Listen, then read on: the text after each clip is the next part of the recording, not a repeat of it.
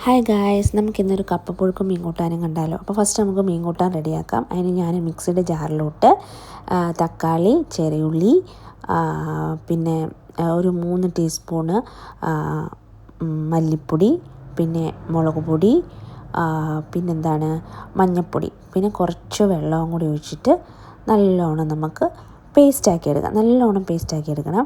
പിന്നെ ചതയ്ക്കാൻ വേണ്ടിയിട്ട് ഇഞ്ചി, ചെറിയുള്ളി, പച്ചമുളക് വേണ്ട, ഇഞ്ചി, ചെറിയുള്ളി, വെളുത്തുള്ളി, ഇത്രയും 3 നമുക്ക് ചതച്ചെടുക്കാം. പിന്നെ വേണ്ടത് പച്ചമുളക്, കുറച്ച് കരിവേപ്പില, പിന്നെ ഞാൻ എടുത്തിരിക്കുന്ന ആവോലി മീനാണ്.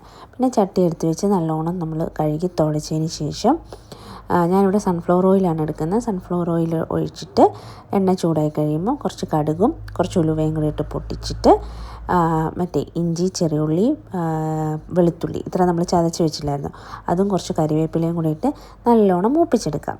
അതിനുശേഷം നമ്മൾ അരച്ച് വെച്ചിരിക്കുന്ന ആ മസാലയും കൂടി ഇട്ടിട്ട് നല്ലോണം ഇളക്കി, അതായത് അത്യാവശ്യം നല്ലോണം ഇളക്കി അതിൻ്റെ പച്ചമണമൊക്കെ മാറി നല്ലോണം എണ്ണ തെളിഞ്ഞ് കഴിയുമ്പോഴത്തേക്ക് നല്ല തിളച്ച വെള്ളം നമ്മൾ ഒഴിച്ച് വെക്കുക. അപ്പോൾ നമ്മൾ പുളി എടുത്ത് വെള്ളത്തിലിട്ട് വെച്ചേക്കണേ. അപ്പം അത് തിളച്ച് കഴിയുമ്പോഴത്തേക്ക് അതിൻ്റെ അകത്തോട്ട് നല്ല കുടംപുളിയും കൂടി ഇട്ട് വെച്ച് അടച്ച് വെച്ച് നല്ലോണം തിളപ്പിച്ചെടുക്കുക. അതിന് ശേഷം ഞാനിവിടെ ഇട്ടിരിക്കുന്ന ആവോലി മീനാണ്. ആവോലി മീൻ ഇടുക. ഇതൊരു 1/2 കിലോ ഉണ്ടായിരുന്നു. അതിന് ശേഷം അതും ഒന്ന് തിളച്ച് വരുമ്പോൾ 2 പച്ചമുളക് ഒന്ന് കീറിയിട്ട് കൊടുക്കുക. എന്നിട്ട് അടച്ച് വെച്ച് നല്ലോണം തിളപ്പിക്കുക.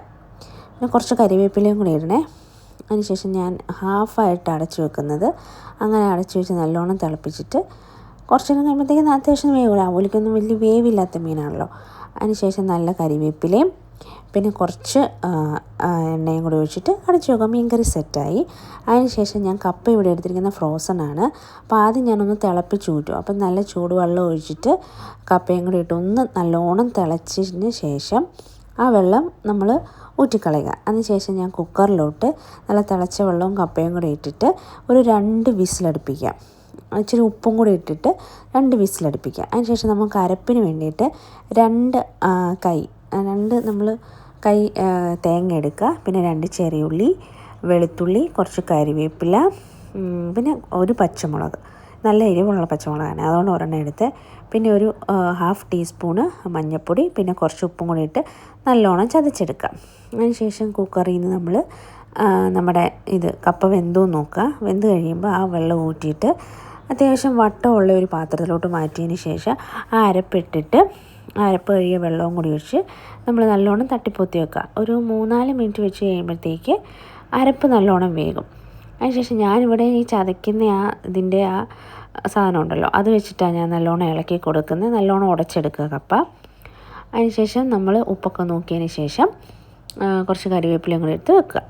അതിനുശേഷം പ്ലേറ്റിലോട്ട് നല്ല ചൂടായിട്ടുള്ള കപ്പയും പിന്നെന്താണ് നല്ല അടിപൊളി കുടംപുളിയൊക്കെ ഇട്ട് വെച്ച മീൻ കൂട്ടാനും, പിന്നെ ഞാനിവിടെ ഒരു കട്ടൻ കാപ്പിയും കൂടി എടുത്തേ. ഒരു കട്ടൻ കാപ്പിയും കൂടി എടുത്തിട്ട് അങ്ങോട്ട് കഴിക്കുക. അയ്യോ എൻ്റെ സാറേ, ഒന്നും പറയണ്ട കേട്ടോ, നല്ല സൂപ്പർ ടേസ്റ്റായിരുന്നു. അതായത് നമ്മൾ ആ അരപ്പ് നല്ലോണം ഇളക്കി കഴിയുമ്പോഴത്തേക്ക് എണ്ണ തെളിയത്തില്ല, അപ്പോഴത്തേക്ക് നല്ല കളറാകും. അങ്ങനെ നല്ല സൂപ്പറായിരുന്നു. അങ്ങനെ ഞങ്ങളുടെ ഡിന്നർ ഇതായിരുന്നു. Okay, bye.